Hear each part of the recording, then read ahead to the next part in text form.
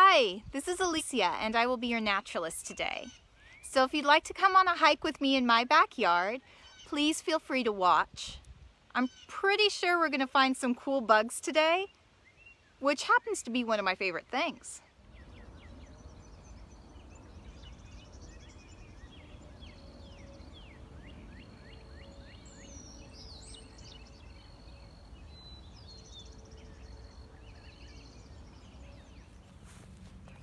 There he goes. Bunny rabbit. Oh, it's another cottontail rabbit. Oh, this is exciting. Normally I have to be up earlier in the morning than this to see them. Rabbits breed pretty much year-round, so you can always find a rabbit nest somewhere. Rabbit nests are usually in taller grass to help them be camouflaged, but they're a small depression in the ground that the mother digs out and lines with her fur and some grass to keep soft and dry, and then she hides it, and she doesn't visit her babies except maybe once or twice a day to feed them. She stays away to keep them hidden. Oh, there goes the rabbit. Oh my gosh, look at those legs. So fast. So fast. Well, they have to run fast. Everything wants to eat them. Spiders like the striped wolf spider are not technically insects, but people still call them bugs anyway, because, well, I guess they bug out when they see them. Found in Hesperiidae, or, well, it's a skipper. It's a type of butterfly, and you can tell they're skippers by the way that they hold their wings slightly folded in this kind of strange shape. So this skipper is known as a silver-spotted skipper, and they lay their eggs on legumes, so the pea family.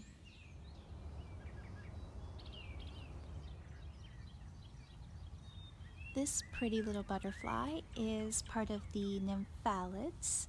It is, or brush-footed butterflies. This is a red Admiral, which you can see kind of the red, white, and blue there on the underwing. Now this tiny little butterfly here also belongs to the nymphalid family. It is a pearl crescent. These tiny little orange and black, orange and dark brown? Black, dark brown. These little tiny butterflies, they're pretty common throughout Kansas, and their pattern can vary quite a bit from butterfly to butterfly. What they get their name from, however, is a pale crescent-shaped mark on the underside of their hind wing, and that is always there. These spiders are much, much smaller than they appear, because I've zoomed in quite a bit here. These teeny tiny little spiders, they have, if you notice all the little teeny tiny insects that they've caught in their web, they've caught a lot. And they've got this beautiful variegated striping and these kind of red legs. They are really cool. This is a different spider, even if it looks similar, because if you notice the web here, oh, I cannot focus on this web, but yeah, right there, you can tell it is not messy, it's very structured.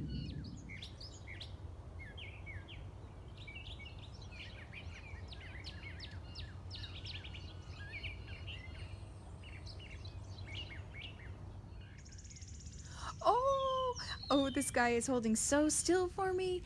Okay, this may look like a giant mosquito to some of you, but this is not. It is a fly, but it is a crane fly, and they are completely harmless. Oh, and I just heard an eastern meadowlark. This poison ivy I don't find quite as cool. Yeah, I am gotta be careful where I'm walking. Or I'll just wash all my clothes when I get back.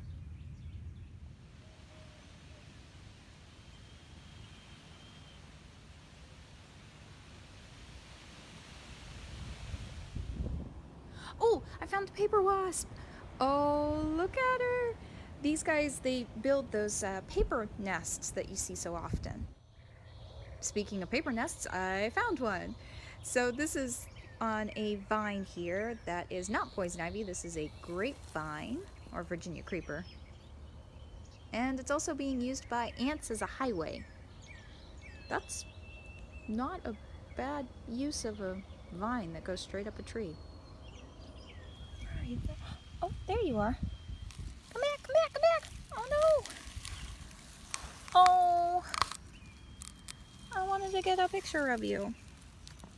There's a jumping spider that has built a very beautiful home right here that they made. And behind log number 2 is a field cricket. And behind log number oh my goodness! There's a whole ant nest here. Yep, you can see all those little clear white things that they're moving. Those are all eggs. Those are baby ants, basically. So they are frantically trying to scurry them away as I put this log back down so they don't have to move their home.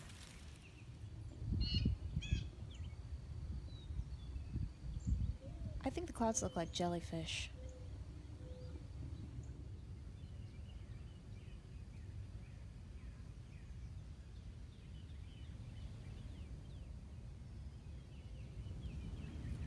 This is so cool. This is a male spread-winged damselfly, and they're called spread wings because that right there is why these damselflies are known as spread-winged damselflies, because instead of holding their wings folded back behind them like every other damselfly family, these guys, they hold them straight out at an angle. So this dude right here is a, well, actually, I'm not sure if it's a great spread wing or not because I'm not seeing the light stripe on the side. So we'll just call him a male spread wing damselfly, which is what he is, and admire his big blue eyes. There is a little crab spider hiding down inside this plant here, just waiting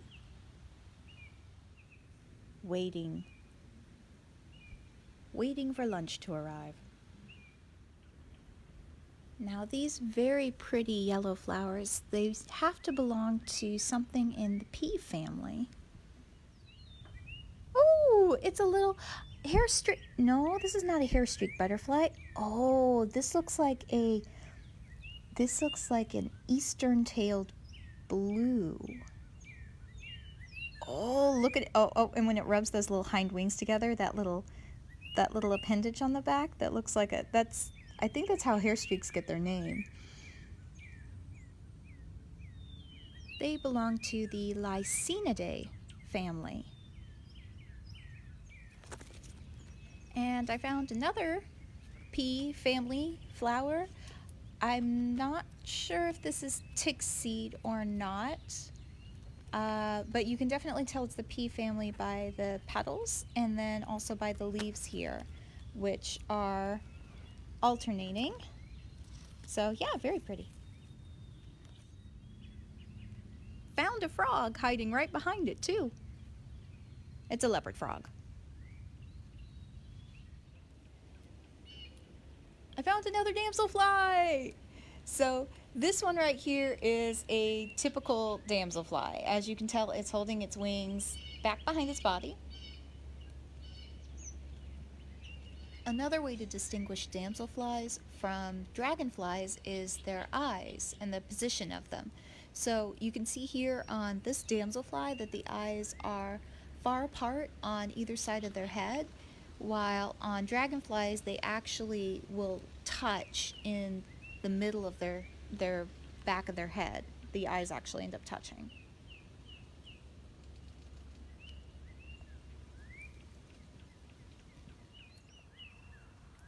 This honeysuckle is blooming everywhere right now, and it smells amazing. So I know I'm not the only one that is being attracted to it right now. There's got to be other insects here. And sure enough, there's a red Admiral here feeding. Oh yeah, you can see it putting its little proboscis up and down in the honeysuckle flowers here. And that orange, that red on the inside of the wings. And honeybees. Kind of expected honeybees that are, wow, they're really digging in that flower there.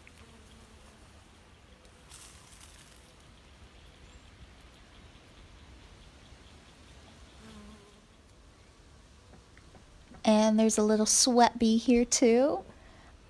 Oh, so bright green. Oh, and that's a lot of pollen on it too.